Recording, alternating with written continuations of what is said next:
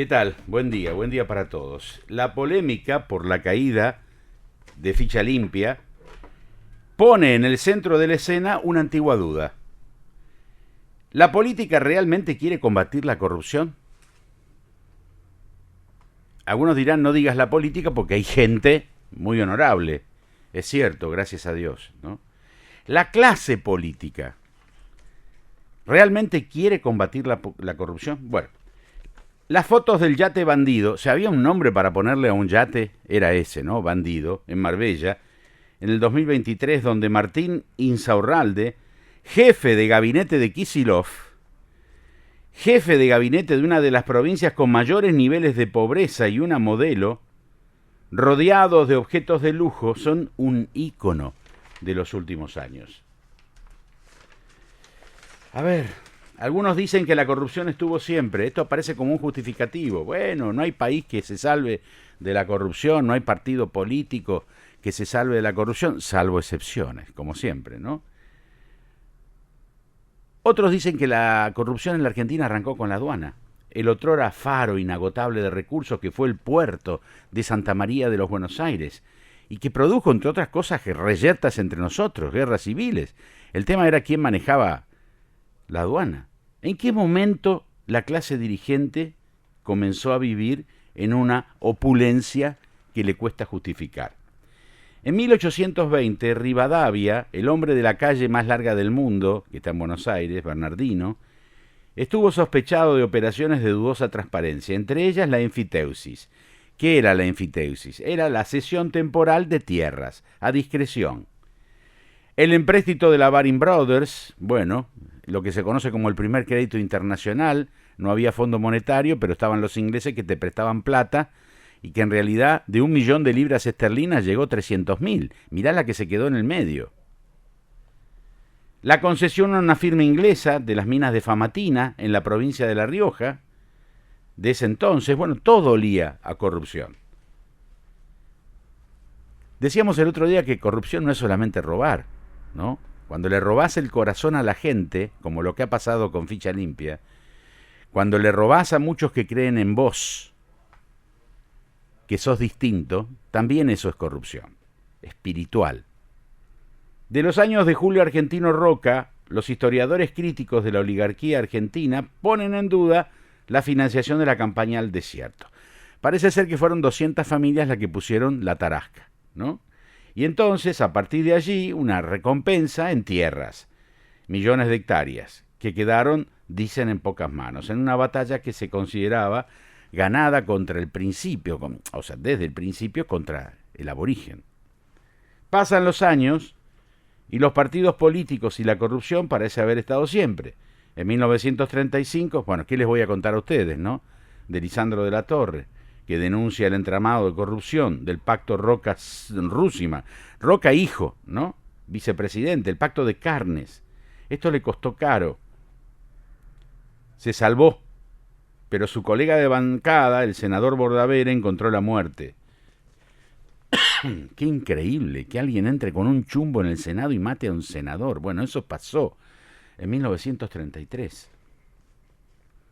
Se conoció al asesino, pero no al instigador. Durante las dos primeras presidencias de Perón hubo numerosas denuncias sobre el presidente, su entorno, sobre el poder sindical que contribuyó a construir. La dictadura estuvo plagada de denuncias por números poco claros, como la construcción de autopistas, distintas obras, la organización del Mundial de Fútbol del 78, el vaciamiento de entidades financieras. Era lo que se conocía como la patria contratista, que miró para el costado y no dudó en hacer negocios. Y grandes fortunas de hoy en día y grandes empresas, a dedo les era adjudicadas las obras. Los grandes capitales argentinos. Y qué decir de la desaparición de gente, ¿no? El gobierno de Alfonsín tuvo algunas denuncias puntuales, no rozaron al presidente. A ver, Pollos de Mazorín, al lado de todo esto que estoy nombrando. Bueno, algún que otro crédito del Banco Hipotecario Nacional, ¿no? Galpones en Tierra de Fuego, ¿se acuerdan eso? Que galpones, San Luis también, que no hacían nada, todo circo era, no había promoción industrial. Lo que vino después merece varias editoriales. Llegó el Yomagate con Carlitos, el Swiftgate con Carlitos. Este es el gobierno que admira el presidente. Las privatizaciones escandalosas, las joyas de la abuela, con papelitos se vendían, la venta de armas a Ecuador y Croacia, traicionando al Perú, el único país que nos quiere de toda Sudamérica, los guardapolvos de Bauzá, la leche podrida de Vico, el caso IBM Banco Nación, Carlitos Grosso y la escuela Shopping en Buenos Aires, Jabrán, el Correo, María Julia Alzogaray y Entel, Matilde Menéndez y el PAMI, la pista de Anillaco, Yacyretá, el monumento a la corrupción. Ellos mismos decían, monumento, y el que estaba era un corrupto. Las cuentas de Suiza, del presidente, bueno, entre otros grandes éxitos. Llega de la Rúa, promete transparencia, pero vino la Banelco, Ponta Cuarto y los sobres de la CIDE. Néstor Kirchner dijo que venía a proponer un sueño. Bueno, y llegaron Jaime, Devido, Lopecito, los bolsos voladores, las valijas de Antonini Wilson. Cristina tuvo muchas denuncias, fue condenada doblemente en una causa, la vialidad, estamos esperando la de los hoteles, los sauces y los aromos. Macri aún enfrenta una larga causa sobre el Correo Argentino que aún no finalizó, y Milei no quiere dar explicaciones por el caso Libra, y tampoco por Ficha Limpia. Ataca a todos menos a Rovira. Ataca a todo el mundo menos a los 2 senadores que votaron en contra de Ficha Limpia. Y hay antecedentes que ya lo marcaron a él para que no salga todo eso, ¿no? Hay distintas teorías por qué hizo lo que hizo. Un estudio realizado por la Asociación Civil por la Igualdad y la Justicia, la sigla es ACIG, determinó que un proceso penal por corrupción demora en promedio 14 años de trámite. 14 años. Y que además, escuche esto, de esos 14 años, solo el 7% de las denuncias iniciadas tiene sentencia. Es decir, una persona de la política corrupta puede morirse tranquilamente en su casa y la condena no llega. El economista e investigador del CONICET, Ariel Korenberg, realizó un cálculo para ponerle cifras al dinero que el país habría perdido como consecuencia de la corrupción solo en la era kirchnerista. Se habla, bueno, algunos dicen se robaron un PBI. Bueno, es una exageración, ¿no? Como hablar de 30.000 desaparecidos. Le puso una cifra, 36.000 millones de dólares.